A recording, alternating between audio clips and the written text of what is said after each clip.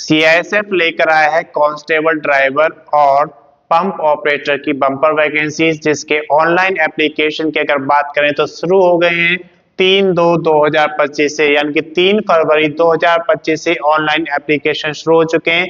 अंतिम तिथि रहेगा 4/3/2025। आप 4 मार्च 2025 तक आप इसका ऑनलाइन एप्लीकेशन जमा करा सकते हैं। आवेदन शुल्क की बात करें तो 4/3/2025 तक आपको जमा कराना है। किस कैटेगरी में कितना आवेदन शुल्क आपको देना है आप यहाँ पर देख सकते हैं। अगर आप जनरल कैटेगरी, जिसे हम अनरिजर्व या सामान्य जाति कहते हैं, या फिर ओबीसी अदर बैकवर्ड कास्ट, या फिर अन्य पिछड़ा वर्ग कहते हैं, या फिर ईडब्ल्यूएस इकोनॉमिकली वीकर सेक्शन के अंतर्गत आते हैं, तो इसमें सभी को आपको 100 रुपए जमा करना होगा। अगर आप SC schedule caste, ST schedule tribes या फिर एक्स सर्विसमैन है तो आपको कोई आवेदन शुल्क यहाँ पर नहीं देना है। इसके बाद हम बात करते हैं कि जो आवेदन शुल्क आप कैसे जमा कर सकते हैं। तो अगर आप डेबिट कार्ड यूज करते हैं तो डेबिट कार्ड के थ्रू आप इसका ऑनलाइन एप्लीकेशन फॉर्म का फीस जमा करा सकते हैं।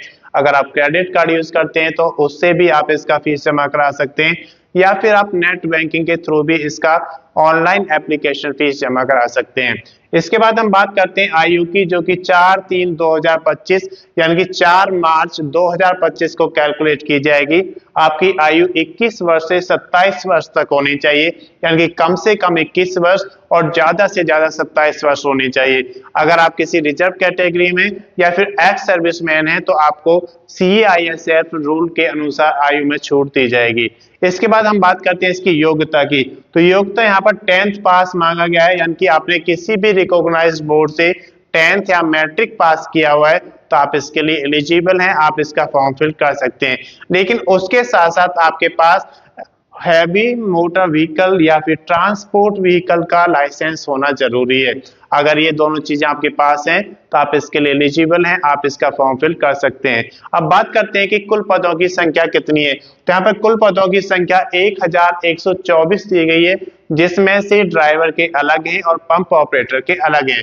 कांस्टेबल ड्राइवर की बात करें तो 845 पद दिए गए हैं और पंप ऑपरेटर के लिए 279 पद यहाँ पे दिए गए हैं। पीएसटी फिजिकली स्टैंडर्ड टेस्ट या पीईटी फिजिकली एफिशिएंसी टेस्ट की अगर बात करें तो यहाँ पर ऊंचाई यानी कि हाइट मांगा गया है 167 सेंटीमीटर, और सीना जो चेस्ट बोलते हैं उसकी अगर बात करें तो 80 से 85 सेंटीमीटर मांगा गया है, यानी कि 80 सेंटीमीटर फुलाने के बाद 85 हो जाना चाहिए। तो 80 नॉर्मल मांगा गया है और 85 सेंटीमीटर फुलाने के बाद मांगा गया है। दौड़ की बात करें तो रेस यहाँ पर 800 मीटर मांगा गया है, जो कि आपको 3 मिनट 15 सेकेंड में पूरा करना है। इसके साथ साथ इसमें आपकी लंबी कूद, जिसे हम लॉन्ग जंप कहते हैं, तो 11 फुट आपको कूदना होगा। 3 बार में आपको चांस मिलेंगे यहाँ पर 3। अगर ऊंची कूद की बात करें हाई जंप की, तो यहाँ पर आप देख सकते हैं 3 फुट 6 इंच मांगा गया है, इसके लिए भी आपको 3 चांस यहाँ पर दिए जाएंगे। अब बात करते हैं कि जो कैटेगरी वाइज है ये कितनी वैकेंसी यहाँ पे दी गई है। अगर कांस्टेबल ड्राइवर की बात करते हैं तो अनरिजर्व में 344 वैकेंसी यहाँ पे दी गई है। ईडब्ल्यूएस इकोनॉमिकली वीक सेक्शन में 84, ओबीसी अदर बैकवर्ड कास्ट में 228, एससी के लिए 126 और एसटी के लिए 63 वैकेंसी दी गई है।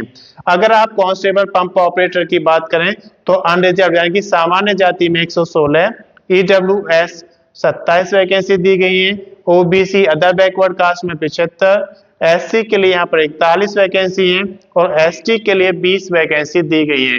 अब बात करते हैं डॉक्यूमेंट्स की। तो जब भी आप कोई ऑनलाइन एप्लीकेशन फॉर्म जमा करते हैं तो उसमें आपको कुछ डॉक्यूमेंट्स अपलोड करने होते हैं, जैसे आपकी एलिजिबिलिटी के डॉक्यूमेंट्स। इसमें यहाँ पर आपके एलिजिबिलिटी में 10th पास मांगा गया है और हैवी व्हीकल का आपसे लाइसेंस मांगा गया है, तो ये दोनों आपके पास होने चाहिए। इसके साथ साथ आपके पास डोमिसाइल सर्टिफिकेट की स्कैन कॉपी होनी चाहिए। अगर आप रिजर्व कैटेगरी में आते हैं तो कास्ट सर्टिफिकेट की भी आपके पास एक स्कैन कॉपी होनी चाहिए।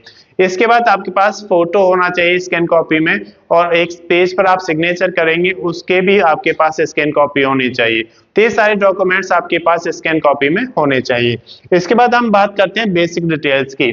तो जब आप ऑनलाइन एप्लीकेशन फॉर्म जमा कराते हैं तो पहले आपको उसमें बेसिक डिटेल्स फिल करनी होती है, जैसे आपकी क्वालिफिकेशन, आपका name, father's name, date of birth, आपका परमानेंट एड्रेस और अगर आपका मेलिंग एड्रेस अलग है तो वो भी आपको फिल करना होता है। जब ये सारी डिटेल्स उसमें फिल हो जाएंगी उसके बाद आप उसमें डॉक्यूमेंट्स अपलोड करते हैं और डॉक्यूमेंट्स अपलोड करने के बाद आप अपने फोटो और सिग्नेचर अपलोड करते हैं। जब ये सारी चीजें अपलोड हो जाती हैं तो आप उस फॉर्म का प्रीव्यू चेक करेंगे और प्रीव्यू चेक करने पर आप देखेंगे कि उसमें कोई आपसे गलती तो नहीं हुई। अगर कोई गलती हुई है तो आप उसे सुधार लीजिए और अगर प्रीव्यू चेक करने के बाद आपको लगता है कि सारी एंट्रीज आपने जो फिल करी है वो सही है तो आप उसका फाइनल सबमिशन कर देंगे और फाइनल सबमिशन करने के बाद आप उसका प्रिंट आउट जरूर निकालें क्योंकि प्रिंट आउट लेने से आपके पास एक रिकॉर्ड रहता है कि भर्ती में जब आगे बढ़ेंगे तो कौन कौन से डॉक्यूमेंट्स आपको रेडी रखने हैं, वो सारा कुछ रिकॉर्ड आपके पास होता है। अगर इसकी अधिक जानकारी आपको लेना है तो इसके लिए आप इसकी ऑफिशियल वेबसाइट पर जाएंगे और CISF का ऑफिशियल नोटिफिकेशन पढ़ेंगे तो वहां पर सारी जानकारी मिल जाएगी। मैं समझता हूं कि ये जानकारी आपके लिए पर्याप्त है।